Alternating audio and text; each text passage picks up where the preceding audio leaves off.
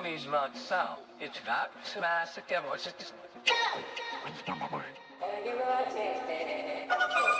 Say mama, bye, whenever it goes miss. Just keep it woman, get no life, let's see if you can keep it check. Not far, can't that was something. Okay.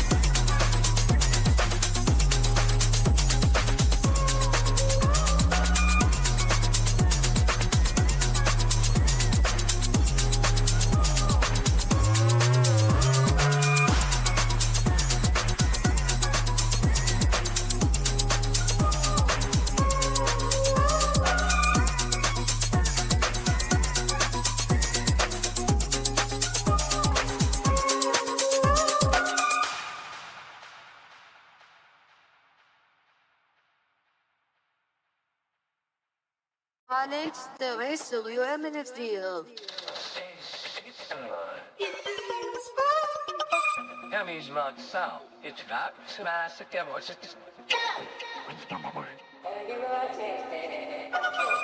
Say mama, ben böyle bir pekosmuş. Just woman getting like this, you can keep it check. Not far, can't that was something. Okay.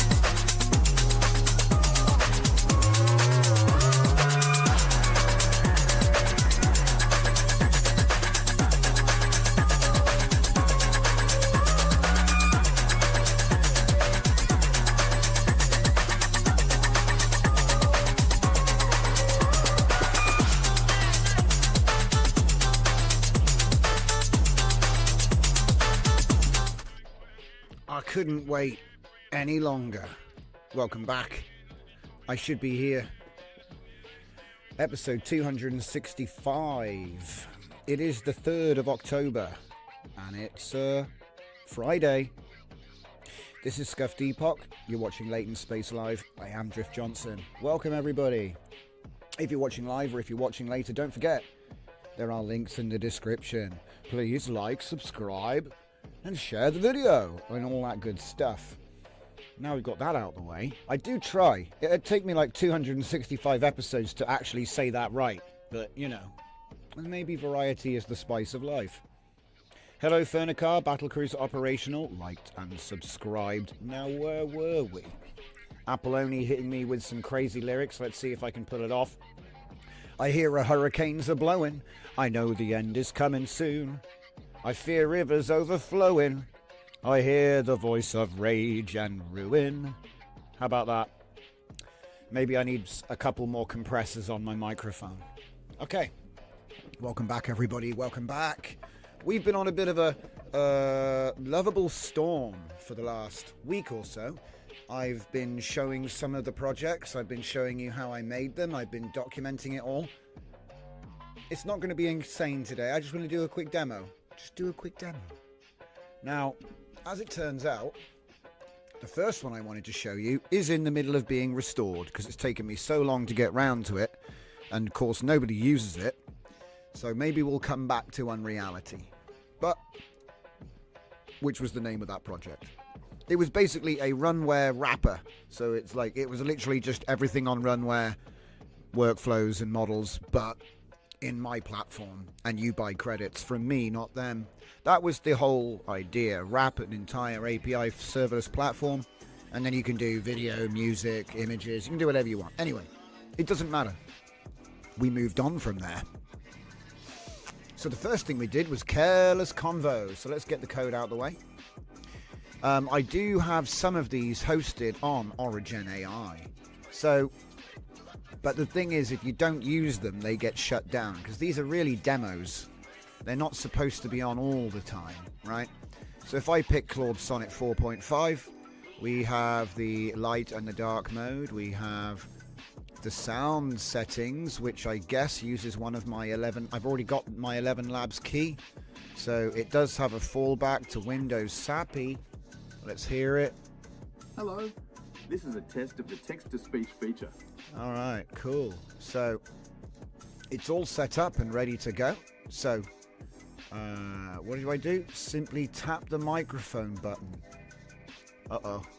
Oh, it's up here.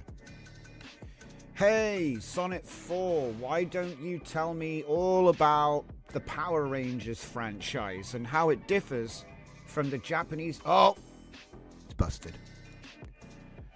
Listen to me now. Is broken. Broken. Is the microphone plugged in? Maybe that helps to have a microphone. Yeah, there we go. The microphone was halfway plugged in. That's a me problem, that one there. Check. Can you actually hear me now? I don't know if you can actually hear me now. I think it can. But I don't think it's working. It's supposed to give you a push-to-talk use of the LLM, but yeah, I think this one was sleeping as well, and he's forgotten how to work. Let me try it one more time. This is so bizarre. We got Charlie, we got 11 Labs, we got the thing, text-to-speech is on. There's your problem. See, no tricks. It is real. See, the reason it's not working is because there's no bloody LLM key. It's funny that it remembered... See, the one problem with saving API keys in browser storage is it kind of remembers that one thing for that address for you. So when there's multiple keys, it doesn't remember them all. It just remembers one of them. Okay, so let me just put a deep research key in. It's fine, I don't do that anymore. Alright. Yay. No. We will pick Sonnet 4.5. It is nice though, because you can talk to any LLM. You can talk to any of the LLMs on Open Router. So let's try again, shall we? I would like you to tell me all about the Power Rangers franchise and how it differs from Super Sentai, the Japanese version. Wait, it's still broke? Microphone. What microphone? Virtual desktop. No. I want you to use the real microphone. Blah, blah, blah, blah, blah. Yeah, it helps to have a working microphone. Let's try. Third time's the charm. So, tell me about Power Rangers and how it's different from the Japanese Super Sentai series. I probably said it wrong, didn't I? Super Sentai? For some reason I was doubting myself when I said it. Oh, it is right. It is Super Sentai. Alright, cool. Tell me all about it, Aussie man.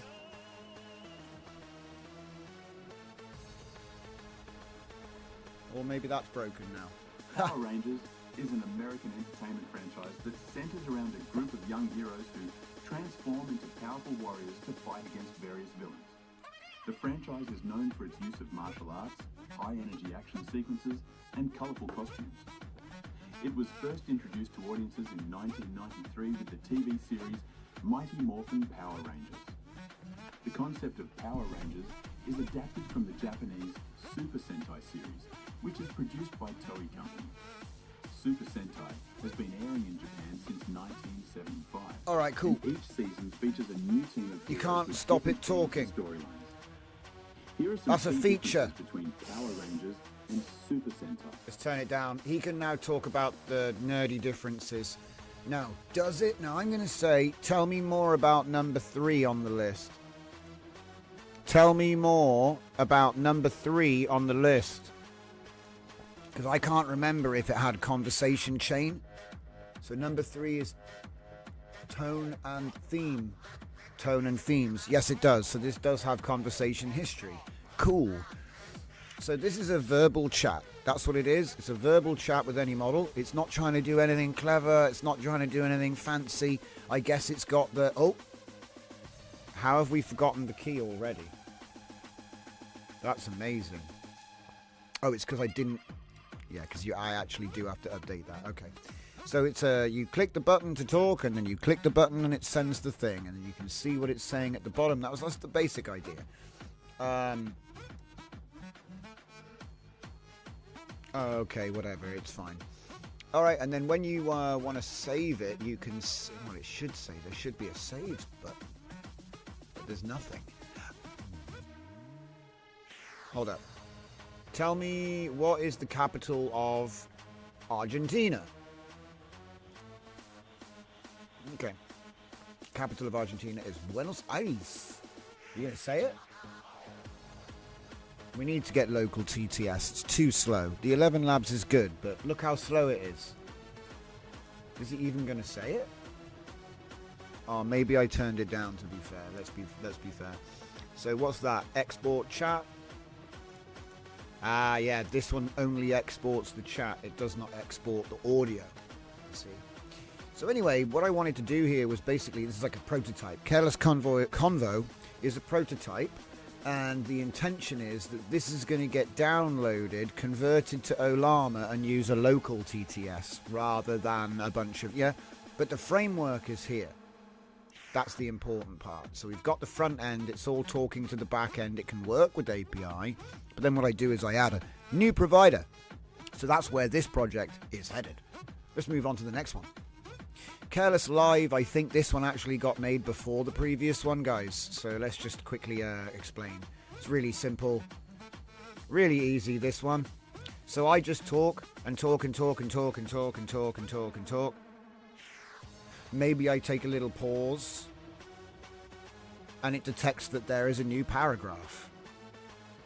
But the timing of having a sentence run on is really a very big timing thing that you have to gauge. So getting it to actually do 2 sentences is quite hard because there's a really small window on the defaults. So if you see here, we have the name of the project, sentence pause, paragraph pause, and sleep mode to stop it when you're done.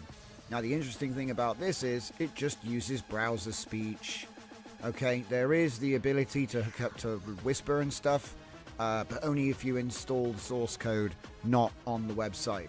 Okay, so that's the deal with that. It was originally inspired by an idea we had on stream to make the text thing from... I think it's Battlestar Galactica 1970 had something like this, but even this looks too good. Okay. It's too good. The text is too good. It needs to be like the worst console. It needs to be all black. This is way too good. Do you know what I mean? It was literally a giant screen that had it was a black screen with the most basic like BBC micro font in green, and it's just like, yeah, this is too good. You've got like a scroll bar and a border, and this is like an actual font. It's way too good, you know. But anyway, I just mean in terms of the visual aesthetic, but the actual underlying tech, which is basically turn it on and then it's going to type everything out that you say. But it doesn't use, well, it does use AI, I guess, but it doesn't use premium AI. It uses just the crappy one that's in the browser. And people say, well, what's the point of that? Because if it's a bad transcription, then it's a waste of time. And to them, I say, I wrote a transcription tools MCP, which is able to interpret bad transcription and then improve it by, like, you know, swapping out words which obviously shouldn't be there, redoing the grammar and the punctuation. So at that point, you don't really need a really good speech transcription, because you can get AI to fix the dodgy transcription without listening to the audio again. Anyway, this was a proof of concept to see that we could have the live typing on the screen thing. Again, inspired by a scene from a TV show from the 80s. Alright, if I save it, I get my text file with a timestamp. Very simple stuff. This is the sort of thing that you'd put in a phone app, you know? You hit the button and it starts typing stuff on the screen as you talk it, and then you hit another button and it saves it to some kind of file you can actually use. So I just wanted to see if we could get a speech transcription a live speech transcription app going in React, which was easy actually. It was much, much easier than I thought. And so that's what ended up going to this one, which is like a proper chat with the agent. It's got conversation. You can pick any model you want. It's basically the same thing. Careless Convo came after Careless Live. We then move on. Oh, Careless Canvas came before all of that. So you might know Careless Canvas. Careless Canvas, let's just put it in dark mode real quick so we can show you something cool. If I go to my NML archive, I have a bunch of recent projects here I can show you. Why don't I show you the tabletop multiplayer workflow, which is a pretty cool one. This was the game that we've been working on a couple of streams lately. So if I go to the this one, how am I there again? Right, here we go. Canvas. If I load in one of these files here, tabletop multiplayer. Now don't worry, I'm not gonna go through it now. But this is an end-to-end, start-to-finish Lovable project, and it involves Claude Deep research, it involves multi-phase planning, it involves going back and forth from Claude to back to Lovable and back and all this. We started off with, I'll just briefly, so up here, this is the original multiplayer section. So this is the multiplayer, and then down here, oh no, sorry, this is the multiplayer down here, and up here is the actual tabletop game, the custom. So obviously you saw me making the multiplayer stuff. If I just zoom in, you can see, oh, implement the plan. We need to make the owner of a room. Yeah, I'm not going to go on about it, but you've got that's how we built the multiplayer. Then we sent a plan in with our plans for the actual game that was going to be played by the multiplayer system, and then we implemented that plan. And then once that plan was implemented, we tested things and put in the AI stuff. So, oh no, wait, is that all security hardening? Yes, that's all security hardening. The AI stuff is here. So as you can see there, pretty much says the deal. That's what it's doing. The GM, the Sonnet 4.5 GM. Okay. So as you can see here, what we have is a full plan. So that's what this is for. It essentially allows me to do, you know, Q&A. So say I'm doing putting my plan in. Players should start at different positions. I need to answer, question, answer, question, answer, question, answer, question, answer, until he's finished. So that's obviously phase 1, phase 2, phase 3, phase 4, phase 5, phase 6, which ironically is phase 5 because I start at 0 just to be fun. Alright, so that's pretty much it. It's an infinite grid. It uses my nested markdown language format, which is a variant of XML. Alright, next we're going to blaze through these. Careless TRPG. Now the nice thing about Careless TRPG is it actually is an open format, so it's able to load custom adventures. At the moment you get 3 adventures which are based on the same tower demo which I released last summer. Creative, Balanced and Standard affects the chance for you to go off script. Creative is basically you can do whatever you want, but you know, 33% failure. balanced is a 50% failure, and standard is a 75% failure. So this is more like an actual game. You know, this is like coin flip, and this will let you do almost anything if you're lucky. All right. And again, these use the open router key, so we can refresh and we can pick Sonnet 4.5. It also has the ability to generate images with Banana, but I'm going to turn that off.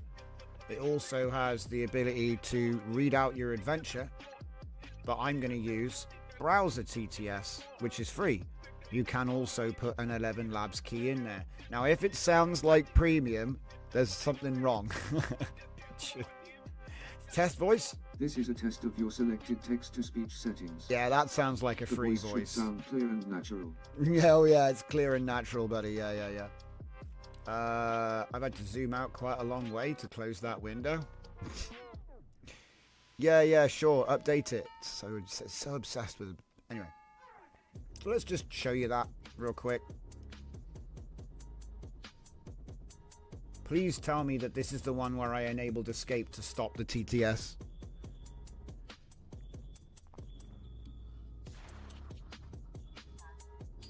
Okay, so he's given me my adventure. Obviously, you have the option of generating a video, generating an image from this. It's pretty much a tower adventure, you know. You're going to be going up a tower. So I'm going to say, I find a service elevator in an alleyway. Am I on standard mode? Yeah, that means I'll definitely fail. I'm going to put it on creative so I can do whatever I want. I just realized I'm going to try and do stuff and it won't let me. Oh well. I'm not going to go through this either. I just want to show roughly what it does, you know. It's really easy. You know, what was it? The famous one I used to do the demo was invent magic, because this is not a magical scenario, right? Now on creative mode, it should just let me invent magic, and then the game will have magic now. This game lets you do anything. It's an omni adventure. There is a need to enable new line. I prefer, yeah, you're probably right, but I prefer to keep it on. I prefer to keep it in one chat bubble. I'm not trying to give you a book each time. To be honest, it's too long, and I would prefer to have like a separation of, you know, when it tells you what your options are. You know, I would prefer that this bit is somehow separated, but I haven't put advanced programming in. This is still using a normal agent. So like you could have a system prompt which is formatting the outputs, and then you don't need to put code in. But I haven't done that. Like I say, we were just trying to see if I could get my old game into a React Vite setup and then use any model to run it, which we can, and it works. Obviously the next phase for this project, because look, you can see here, I invent magic. Yeah, I now have magic now. Cool. So I just wanted to show you, it's literally an omni adventure. It is what you want it to be, and you explore your own adventure. Now obviously if you think, oh, you can do what you want is too easy, put it on standard mode. It won't let you do hardly anything. It's a D20, so you have to roll over 15 to even get anywhere close to succeeding if you don't play the game by its rules. You know, it'll give you options. Yeah. So anyway, the next step with this one obviously is local LLMs and speech, which will be easy because we've already done it a bunch of times. All right, so that makes this into a truly open tool, because we can open source it and run it on local models, which was the goal. That was the entire goal. And then you don't need all the encryption nonsense and everything else. But as it stands, again, hosted at careless-trpg.originai.com for a limited time, because, you know, they probably won't stay up forever. We've had 9 people check it out. That's pretty cool. Probably everyone here in the chat, I expect. But yeah, like I said, if I go and just, yeah, we'll just move on to the next one because I've pretty much explained it. Yeah. It's going to Electron, guys. Electron Olama. That's where this is going next. And it's ready to go there too. And I'll have a few of them to show you where we've already done that. So it's not like a wink and a prayer. This pipeline is well tread now. Well tread. We've been up that path a bunch of times. So now we get into ordering issue. So now we get into 0 Vector 5 Lite. I'm not going to go on about it because I've already done a bunch of features on this. This is my mixture of lobes architecture, which emulates the brain. It has vision, he can hear, he can see, and he can think, and he even has an inner voice, and that's who we talk to. However, this is not using any kind of wave interference or non-linear cognition. This is a traditional normal chat convo, okay, just done with my brain setup, which was built using using Google ADK, A2A, and a bunch of like formats which have been released lately, you know. The idea with this one was to give the inner brain the main primary person you're talking to, and then facilitate the thought processes and whatever it has to do to different thought centers, which are effectively sub-agents, okay? So it's a mixture of experts, but each expert is a brain lobe. So I call it mixture of lobes. And this is not a brain emulation or a brain simulation. I'm simply modeling my architecture after the organic layout of the brain. So I'm not trying to I call it my brain, but it's not a brain. It's just brain shaped and brain organized, I guess. But the next one's more interesting. So let me just see if I can get this working here. The interesting thing about this guy is he uses Perplexity web search. So I can show you that. That's quite nice. As long as I haven't run out of money on it already. So if we activate Perplexity, speech to text, visualize the thinking. Oh, we got upgrades. He's just gotten smarter, guys. Be afraid. We're one step closer to Skynet. I mean, AGI. Okay, save that. And yeah, so I'm just going to say, I've got the thing on. Now, did I have a custom system? No. He's just a brain. All right, so let's ask him something with the search. So it proves that he's got recent information, right? So I'll say, what is the latest model from Anthropic? Question mark. And he's going to go and do inner thoughts. And he's going to think about what I said. And he's going to make a system prompt for the frontal lobe to really think about what I asked him. And what he thinks, because he thinks something. And he checks. They have a little bit of a conversation. And then... Okay, let me give you a quick summary on Anthropic's latest AI model. Their newest and most advanced model is called Claude 3.5 Sonnet. Uh-oh. It was released just last June and has some great improvements. No. Like better reasoning, coding, and vision capabilities. He got it wrong. It's also faster and more cost-effective than their previous flagship model. Just keep in mind that my information may not be fully up to date. Yeah, you can say that so again. You may want to check Anthropic's website for the latest details. He didn't search. Let me find out. I bet the search failed because my API keys expired or something silly like that. Let me check.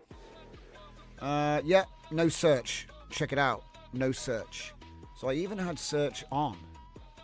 Let me try that one more time. So, well, at least you get to see what happens without the search first. But the search should have worked. I put the key in.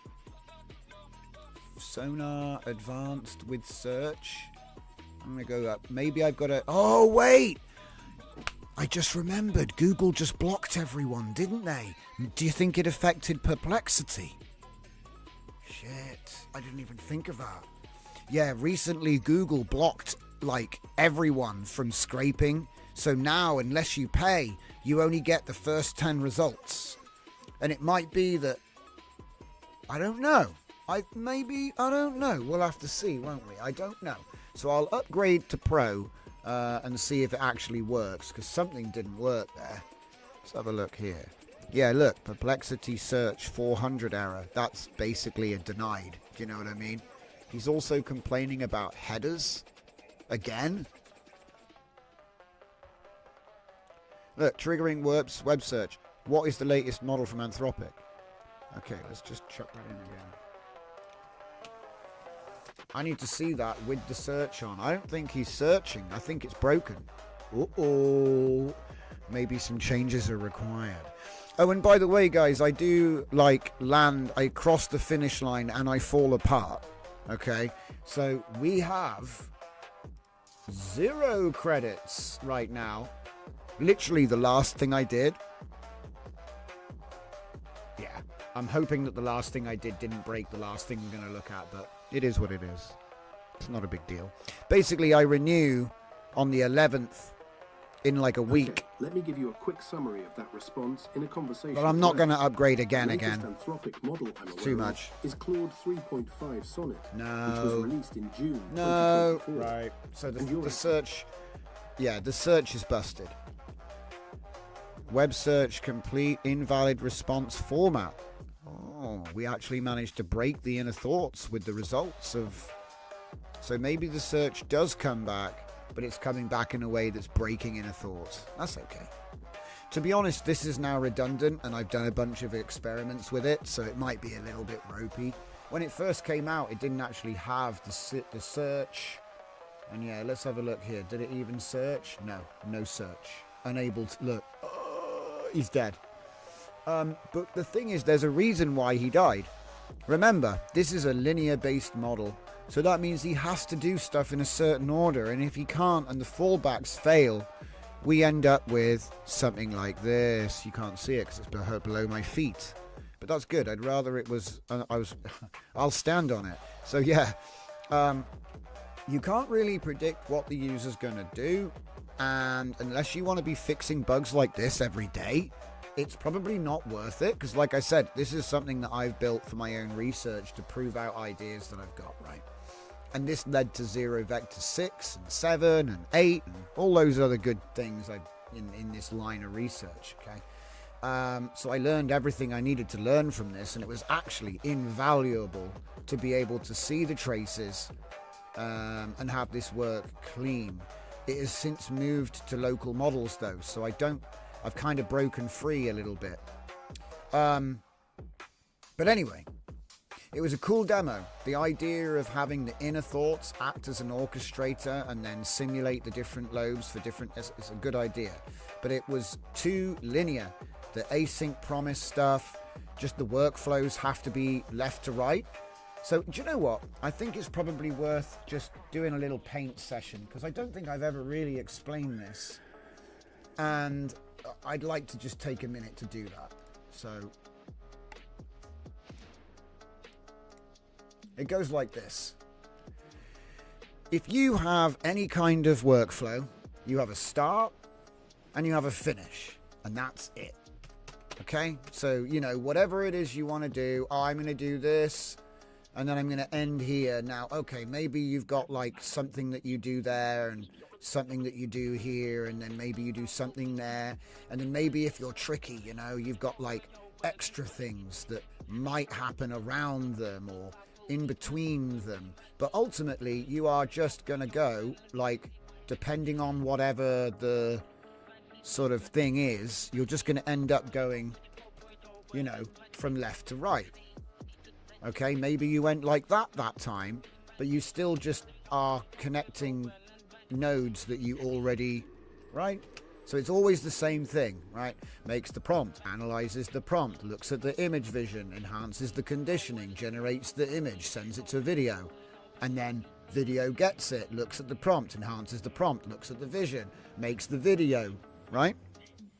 And so it got me thinking, why go from left to right in this linear way, which often fails.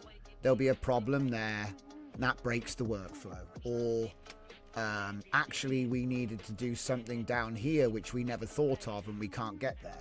Okay, so then I thought, instead of having that sort of point-to-point type of workflow, where all we're doing is just going from one end to the other all the time, I was thinking about how in network topography you have packets which are streaming in both directions all the time.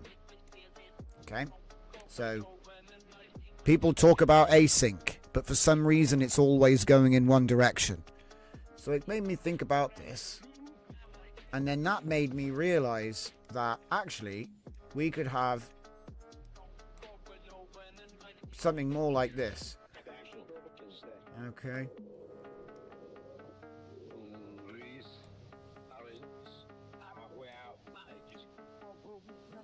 Take me a second just to fill this out.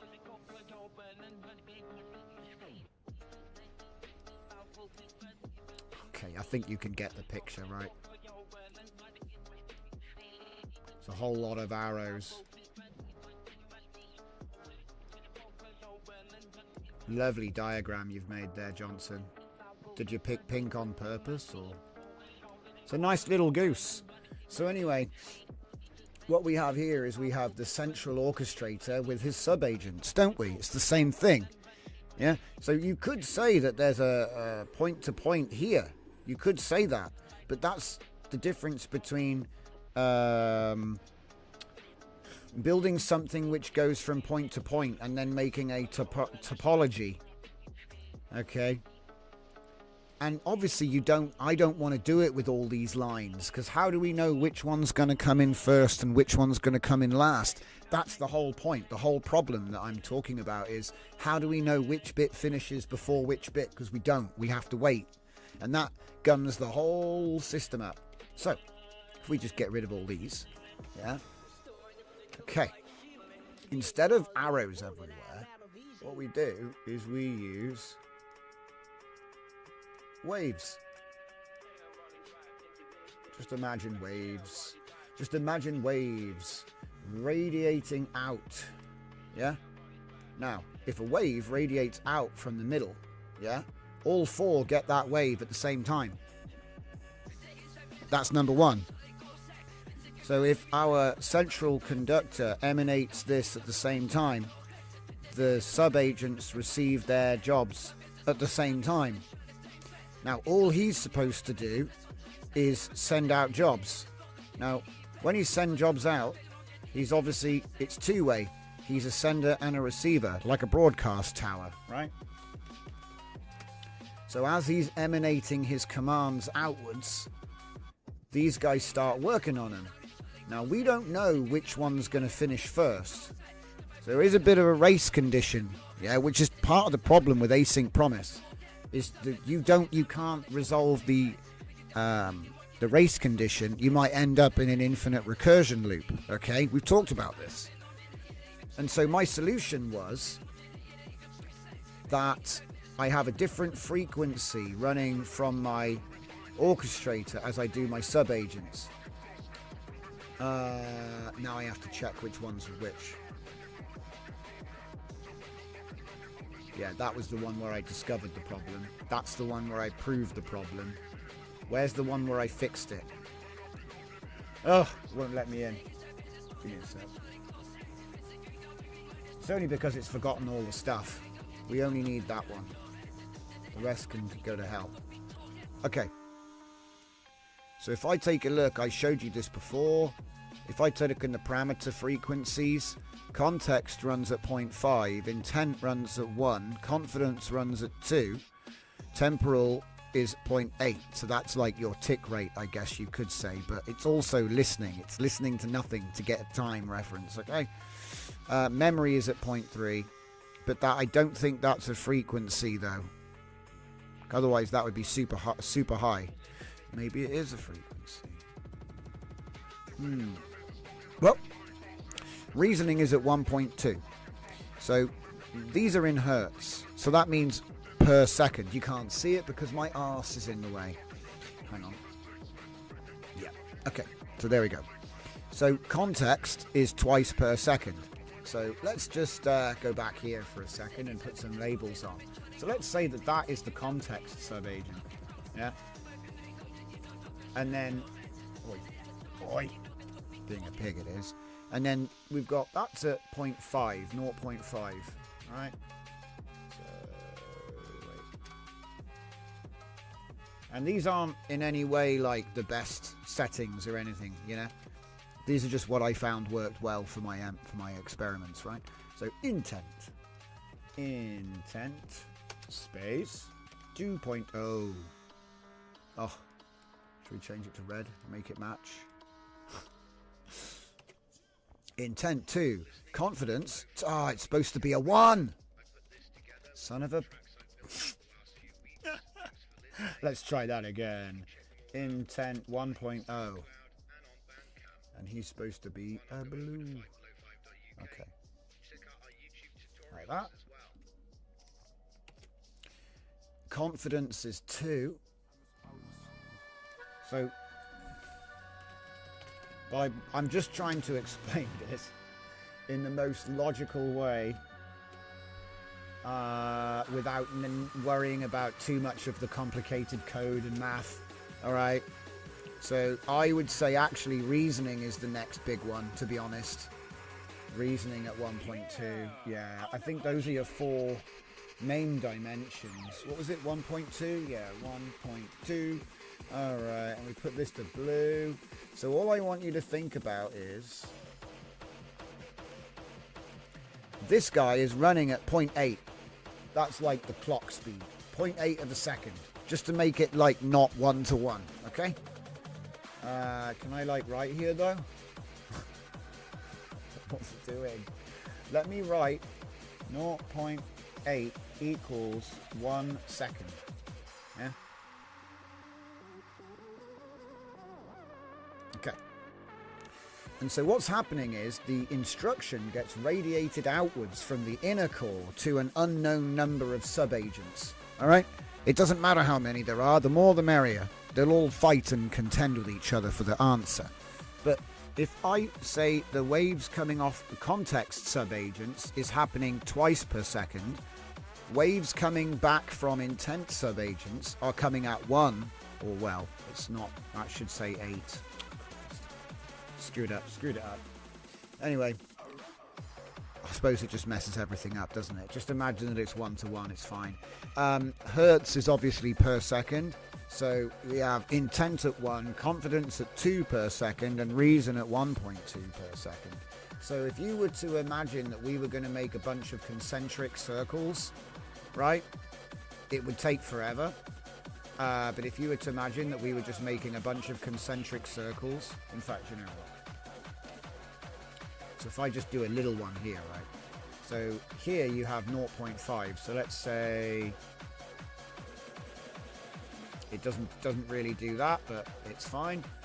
This one there would only be 1 of them in that time, and then this one is 2. So actually, it would be like loads of them. You'd have the first one, and then you'd have the second one. It's kind of hard to actually draw this. Because in 2 you get 4 for 1. So yeah, you get 4 rings. And then this one, it's a similar deal. So you'd get. It's kind of hard to explain, to be honest, even like this. But you end up with interlapping, right? What's it called? Interference patterns. See, these aren't proper waves. I knew it'd be a bit funny. Because really, what's happening is they're just getting bigger. You know what I mean? They're not bloody. They should be one centered on that, no matter what. More like, yeah, we're getting somewhere now. It's more like, you know, they're coming off the, it's completely insane. You can't really do it. If that was 2, then I guess we'd have a half. And then this one would have a 1, so he'd have 1 big one. You know what I mean? I'm trying my best here. But really, I need a computer simulation to actually show this working. But eventually, what happens is some of these will get back. And when they get back, you get your answer. So it deals with the whole problem of when does the thing arrive? You don't need to worry about when the thing arrives because they're always arriving. And you know what I mean? It's getting away from this, oh, I have to do everything in a certain order, and sort of allowing everything to arrive naturally and organically. Anyway, I think we've had enough of that.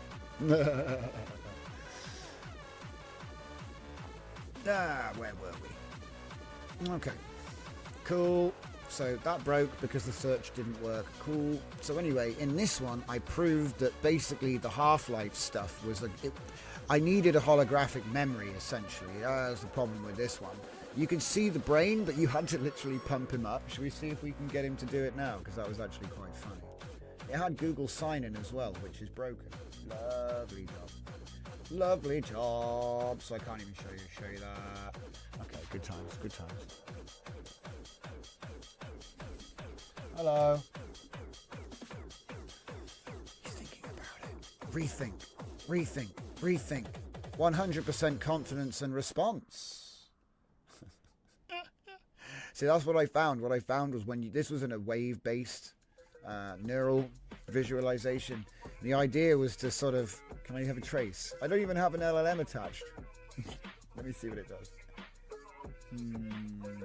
Look at all this. Look at all the thoughts that actually took place. These are all thoughts. Even though there's no LLM attached, it's a synthetic system. So even if there's no LLM, it's still doing stuff. It's kind of funny. Look at all the pulses.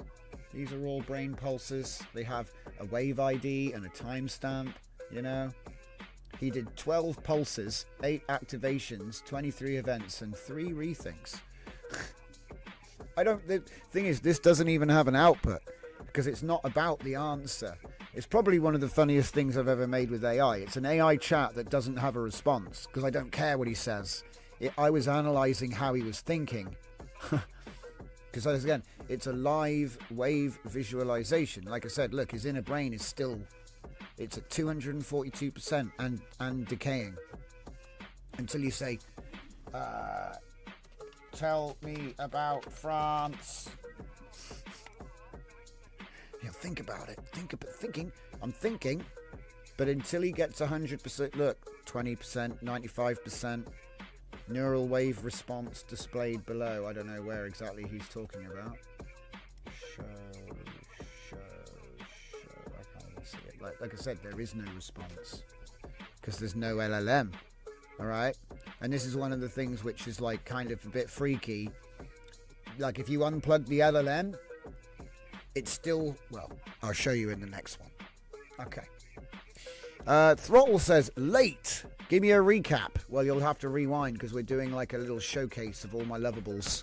But we only started like 45 minutes ago. So in 15 minutes, it will be officially coffee time. So we started at a weird time today. So no coffee until I get through this. 15 minutes. I reckon I can get through it. The next couple get easier. See, we're doing some crazy research in these projects. But this is going to slow down because I solved it and moved on to a different thing, okay? So stop the engine. I learned everything I needed to learn from 0 Vector 6.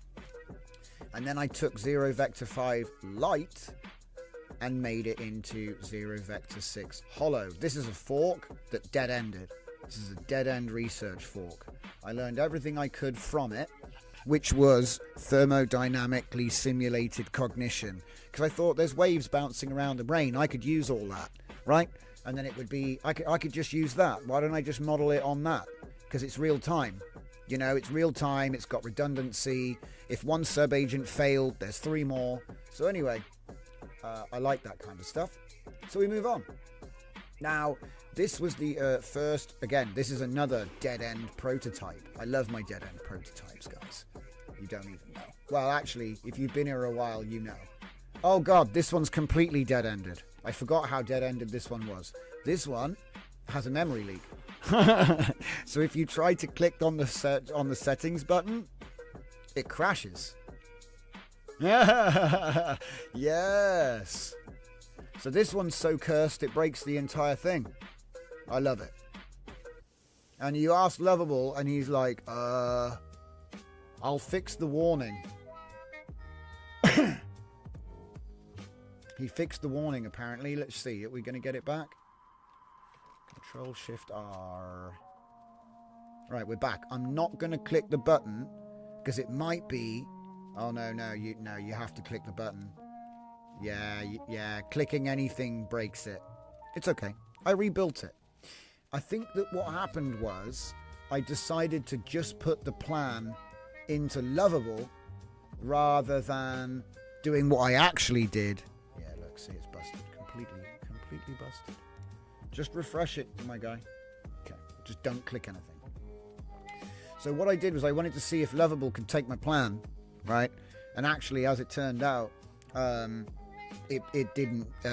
Something weird happened. So I was like, this plan's too complicated. And that's where it gave me the idea to make the phases.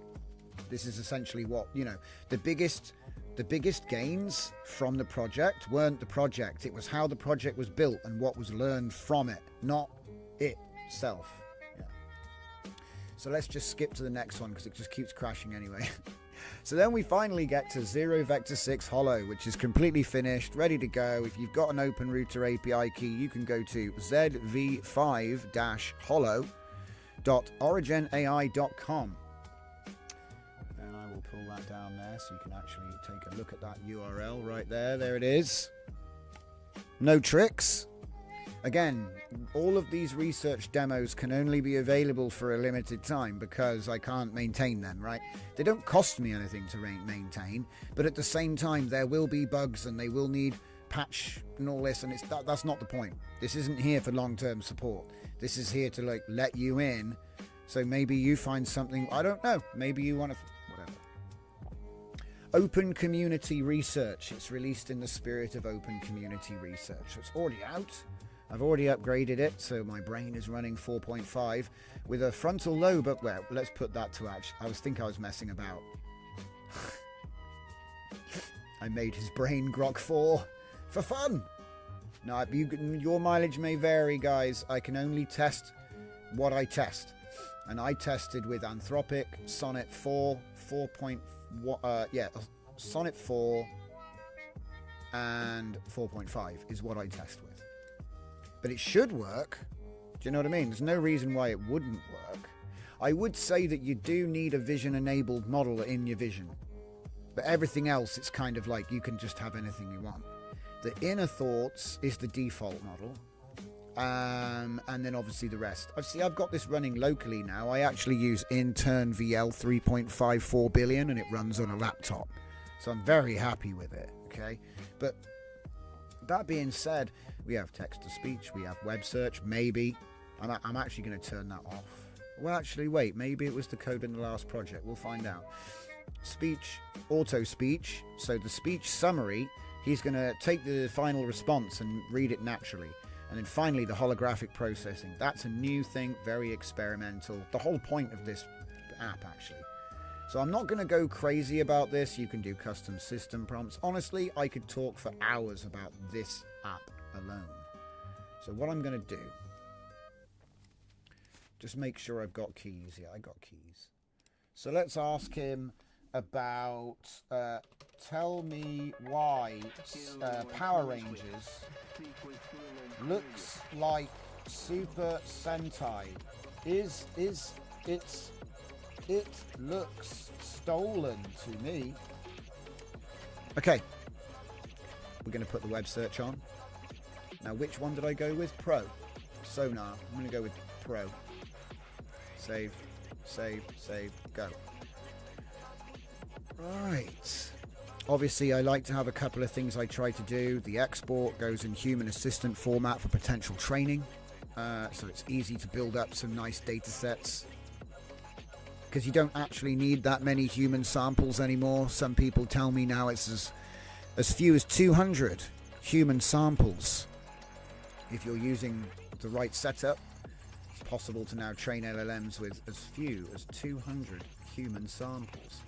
And I heard some guy actually trained DaVinci 03 for $600. So it gets cheaper and cheaper all the time, which means little community models become more and more likely.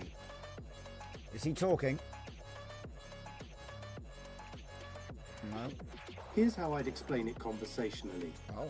You know, a lot of people wonder about this, but Power Rangers isn't actually copying Super Sentai. It's all completely legitimate. Back in the early 90s, the American company Saban made a deal with the Japanese studio Toei to create an American version of their show. The way it works is pretty interesting, actually. They Stop. take the action scenes and... Stop. This one's got pause buttons. You can actually stop him talking. It also has a premium voice, but for some reason it wasn't saving the files. It's kind of annoying. Like, personally, I would prefer that if you're going to pay for audio, you should get the audio files. But not every service has the same opinion as me. and clearly, you know, that it does save stuff, though. Look, if I click export, we're going to get that audio that we just heard and the trace and the chat. So what's the chat? The chat is the human assistant chat log, and then the trace is the pop out you get from the bottom of the chat, which is showing what actually went into that response. So you've got intent, context, the plan, the confidence, the processing steps. You don't get to see what the custom system prompt was unless I exposed it in the text trace. Frontal lobe, bottom line, holographic system state. Look at this holographic system. You cheeky boy, what are you doing here? Speech summary processing. Okay, so I love the holographic memory just kicking in. It's just, anyway, gotta keep going, gotta keep moving. We ain't got long. 7 minutes. Okay, so as you can see, that's the inner thoughts, that's the web search, and obviously the full web search will be elsewhere. And then the frontal lobe thinks about that whole recipe, and then you get the full response. By the way, that is the full response from the frontal lobe. But then the inner thoughts turns it into the conversational response, which is what's spoken automatically. So then you feel like you're working with a researcher. He's not just roboting the stuff. You know, he doesn't just say this. He reads it and turns it into natural conversation, and then reads out the bits that, you know, the summary version, the natural summary, I guess. Yeah, this is all stuff. You got to think. I'm not doing anything anyone else isn't doing. I'm just trying to put it all into one package because it's all kind of all over the place, you know. Anyway. Holographic enhancement, there he is. One novel pattern detected. I'd love to know what the novel pattern was. I really would. But he doesn't actually give it to me. See, he's not telling me what it is. See, I can see that. We were doing research on Kojima. He's still got the memory there from yesterday. Look, 2015 Kojima Konami split. Right? Okay. So that's the memories that get saved. What else have we got? I swear there was something else which isn't here. How do I get it? Oh, it's alright. Okay. Sometimes I feel like there's more that I can't see, you know, just off the edge of the screen. These damn apps. Anyway. So yeah, one thing I would say about this app is that it is using, as I was saying earlier, I alluded to it, it uses waves and interference. So the waves interfere, they construct, destruct, and allow emergence. And all of that goes together to give you better answers, is all I can say. The only thing about this memory is it is extremely primitive. So like, it barely works. It's like a conceptual prototype. It does work, but it needs much, much more work to fully realize and get the full potential from it. All I can say is it's based on a holographic brain.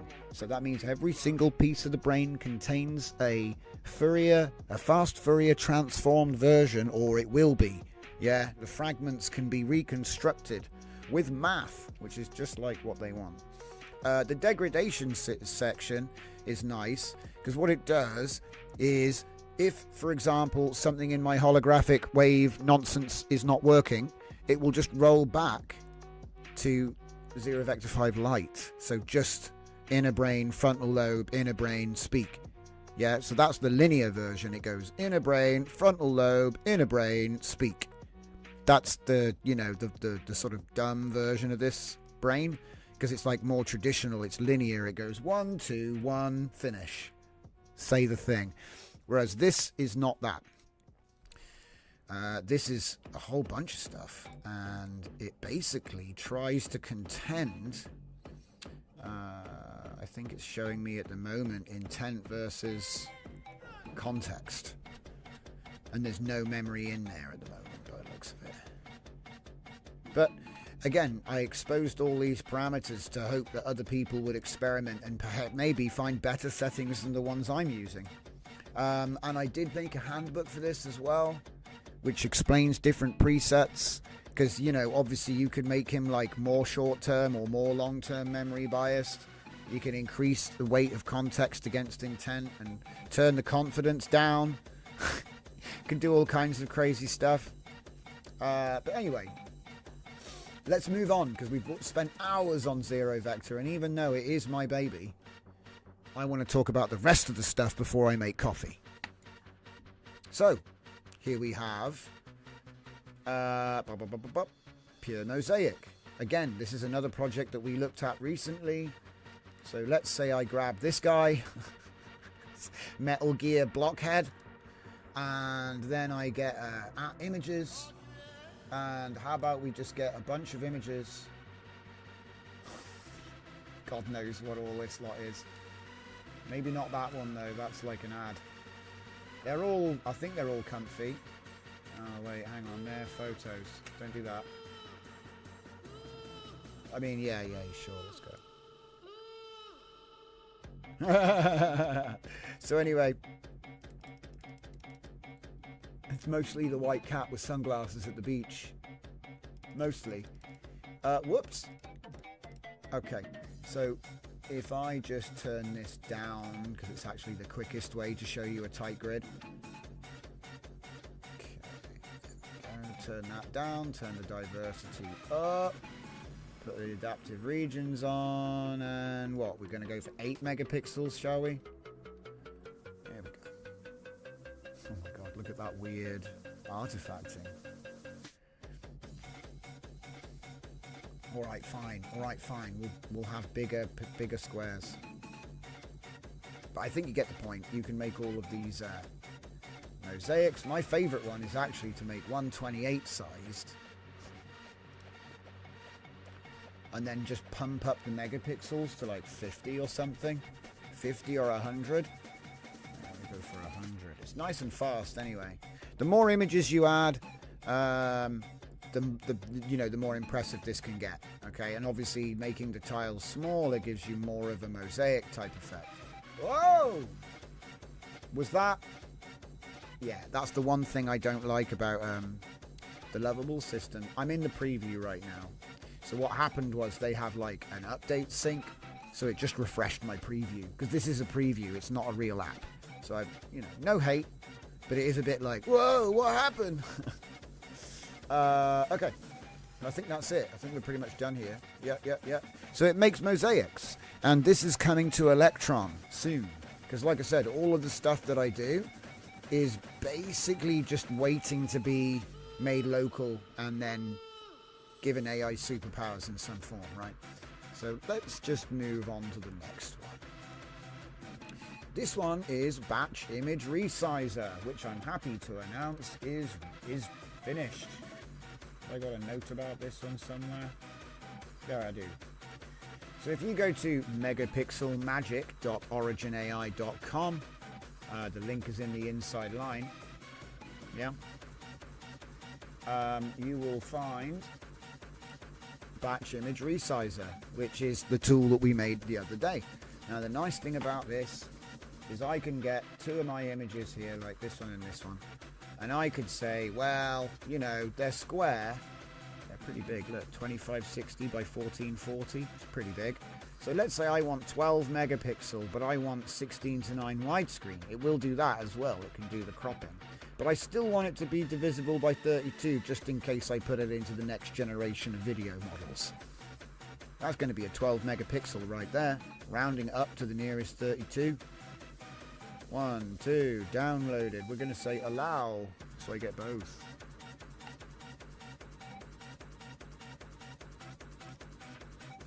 It won't make your image better, but it will make your image bigger. Okay, and that's the whole point of this. It's not gain. It's not gain. It's just make it bigger, please. Right? That's exactly what it does. All right, and it's bulk, so you can use many of these. And let me just see now. Oh, now we're catching up. Yeah, we're catching up now. All right, cool. So here is megapixel magic over in the editor, and then here it is on the interwebs. This is the source code from Lovable. All right, now this was super cheap. It cost me less than 1 credit to make the Lovable side, and it cost me $6 to make the Electron side. So, you know, people can talk, but, you know, what I try to do is do it, and then I do it again, and then I do it again, and I keep doing it, and I keep doing it, and I learn more nuance, and I share that with everybody, and then everyone gets better, because it's not really about me. I'm just an educator. So here we go. Now, the first thing, which is really important, which I mentioned the other day, a lot of the time, Lovable is going to tell you when you download your project, you want to use npm run dev. And that's not bad advice. npm install and then npm run dev. That's not bad advice, okay? But just take a look at the files here. There's something here which should shout, "It's my buns." You got to watch out for my buns. So basically, if you see a bun log file, and a package log file, but if you see a bun log file, chances are you need to install with bun.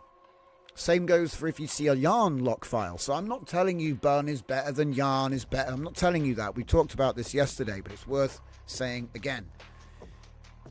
If the app was designed with a bun install, probably best to install it with that too. Because what will happen is that the npm won't necessarily resolve the package redundant dependencies as well. So I always say, when you because obviously you didn't build your Lovable built it, so you didn't necessarily make that choice. Hey Banguelo, welcome to the show. Andrew is TV, welcome. So what I'm saying is, when you have your app out of Lovable, because let me just show you this, no nonsense. Look, ready? Look, plan. We're going to be making a batch image resize tool, megapixel based image resizing system. Here's the plan which I inverted from the app I made in a Sonnet chat. So I went into the Sonnet chat, I said, make me the thing. We did that a couple of weeks ago. I inverted that with tins into a plan. This is the tins plan. There is no software, and there is no source even. So we come down here, we've got all the different things, keep going. This is all still the plan. Look, we're halfway through the project. We're still looking at my plan. Plan. Oh my God, is there actually any code here? Do you know what I mean? What did it do? So here we go, implementation plan. So now he's going to tell me what my plan was. So he responds telling me what the plan was. He builds it. I said, we need to make a few changes to the resize parameters. Namely, primary control for resizing is done with megapixels value, not max res. This way, it's automatic and dynamic to the size of the input. Also, target aspect ratio should be automatic and follow the input size unless enabled. And then, when the user selects a target aspect ratio, we should do the upscale or resize to the megapixel value, then crop the resulting image to the preferred aspect. This should be an option and not always on. Oh look, there it is. This should be an option and not always on. The override aspect ratio. Images will be resized, then center cropped. That's how I've done it. Because it's like, you know, you can just make it bigger, right? The main thing about this is it's optimized for digital artists working with generative imaging and generative video. Because obviously if you're working with generative imaging, you're going to be using a divisible by 64 on your height and widths. So if you want a bulk resize tool, you need it to do that too. And then if you're working with video models, because of the H.265 codec, you're going to want to use a divisible by 32. So these are custom tools for people working in things like Comfy UI, or you use WAN, or you use Flux or something, QuenEdit, right? So that's what that's who this is aimed at. And as I say, this is cool. But I hope you can appreciate we made it for less than, I think it might have even been less than a credit, because they don't charge you a credit for a chat. It doesn't work like that. It may have been a couple because it was such a long plan. But they used chat with Gemini, which was free this week. So I might have actually not paid a thing. And then And then let's see, and then obviously there was the, it executed once and then again, twice to do the change. Did I do anything else after that? No. Finish. You see what I mean? I literally execute the plan, change this thing, done. So this is like cheap and fast. If I made like a workflow for this, it would be short. Like one of my little charts, to show you what I did. It would be short. But that's good, because I wanted to show that you don't have to make everything super expensive, yeah? So this is like, probably could have been built on the free. You probably could have built this on their free credits that they give you. So anyway, you click on the GitHub icon, you sync it to GitHub. Obviously, I've published it. I've put it on my own domain name. Cool. Awesome. And like I said, you want to use it in the web? There it is. But what if you want to build on this? What if you want to develop something on this? What if you want to run it locally? Because you don't want to send all of your... Well, look, I can tell you that your images don't leave your computer, but you do have to go online. So I get it. I get it. You want it to run locally. Yeah? Oh, that's why we built this project. Whoops, wrong one. That's why we built this project. Because we wanted to show that it was possible to do, the pipeline to desktop with Electron very easily. All right, so as you can see here, we've got, this is the separate repo for people to download and use. You've got your developer installation with Bun, and then you've got all of the other good stuff there, yeah? And if you just want to run it yourself, we have the initial release. So let's just take that one for a spin. And while I'm downloading that, oh, it's already finished. I'm going to go hit the coffee time, because we have actually finished the first part of this. So give us a second and we'll launch the installer. Boom. Oh my God. Okay. There it is. It's now an Electron app, guys. So in principle, you make your app as the front end, you build it with this in mind. Download VS Code, couple of dollars, Electron app. It's never been easier, honestly.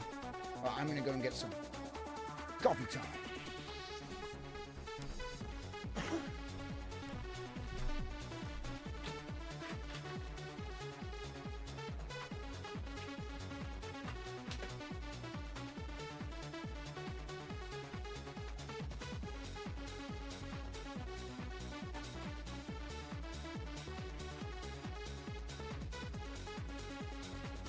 Check out those comments. Who's there? You can't get your coffee yet. Wait until we give him a robotics. It's going to turn into Wallace and Gromit real fast.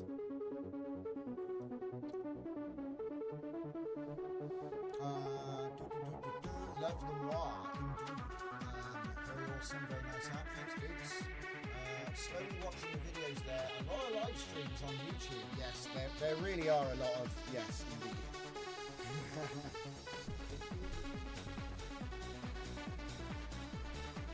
But, to be honest, I've been really lazy the last 6 months. I know it doesn't look like it, but I really have, guys. I kick my ass every day. Kick my ass every day for not working harder. I would say last winter, I was probably working twice as hard as I have this year. I don't know what it is. I think it's because I've had more contract work to do. And so obviously I've had to put the time into that. And that takes time away from what I would normally have been doing, training models, making workflows, all that stuff. They do effectively buy your time. That's what happens. It's like a gift and a curse. It's a gift because you need to earn the money to get the energy to be able to continue existing. But it's also a curse because then you have no time. Time is the most expensive thing in my opinion because you don't get time back. You can get a refund, but you can't get your time back. Let's see. Ruiz says, how do you organize yourself, Drift? You seem to have a bunch of ideas and you follow through. How do you keep yourself on track? I use 2 powers. I use laziness. I use laziness as a superpower. It's a horrific thing to say. I'm so lazy, I don't go to bed. Dragon says, Drift is a vampire and does not sleep. It's not true. It's not true. It's automation. Blame it on the robots. That's not me up at 4 a.m. That was one of my clones. But no, Rui, to be honest, I use mind maps. Okay? So let's just show you something which I use. And I used to write these down, but I built a tool for it. So I used to write them down, my plans and my all that stuff. But actually, I built a tool for this. And I called that tool Careless Canvas. Now, it's just a motion rip-off Obsidian, you know, cheap man's Obsidian. It's not even anything as good as that, really. But it enables me to keep a track of what I've done. Now, obviously, this is a recent thing, but I've always been writing stuff down. I've got books and books and books of notes. Like, you've got, like, stacks of books filled with notes. Just, you know, I've got arthritis from writing too much. Okay? One of my fingers is screwed. I ain't never drawing or writing with my left hand ever again. Okay, it's just not happening, mate. I can barely even pick up the pen. I can type, though. I can type pretty good. Still. But if I'm being real, this sort of thing is essential. So look. Does anybody know what this is? If you know what this is, you've been around for a while, because this is kind of secret. I haven't showed many people this. Something called FastSD came out, which is basically stable diffusion for CPU. Now, we're not looking at this right now. But what I did was I migrated it to TypeScript React for fun. So we did this for fun. I think in the end, the token cost was $40. And you might think, $40? I've spent far more than that on research. Okay. And the thing is that, what is this? This allows you to run Flux with no GPU in React. So it's just ridiculous.